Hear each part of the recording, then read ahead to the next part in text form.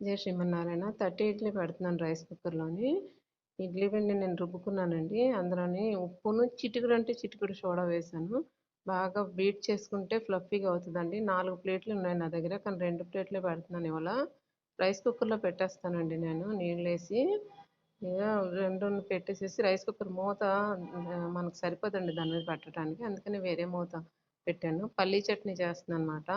పోపు దినుసులు, పచ్చిమిరపకాయలు, అల్లం, ఎల్లుల్లిపాయ ముక్క, చింతపండు వేసి మిక్సీ కొట్టేసేసి దాంట్లో మళ్ళీ పోపేసేసుకోవడమేను.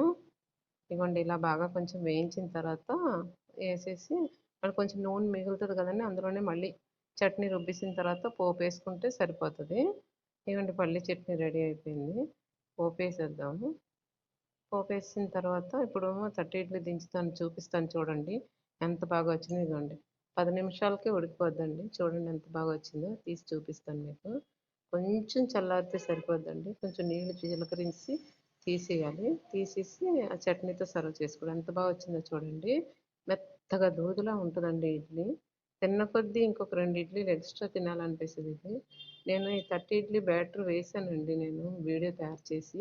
చూడండి, మీకు ఎవరు కావాలంటే నా ఛానల్ ఉంటుంది. నా వీడియో చూసినందుకు ధన్యవాదాలండి.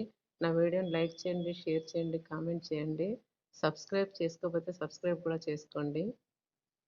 ఇలా పల్లి చట్నీతో సర్వ్ చేసుకుంటే చాలా బాగుంటుందండి. పల్లి చట్నీ నిమ్మకారం అండి. Thank you.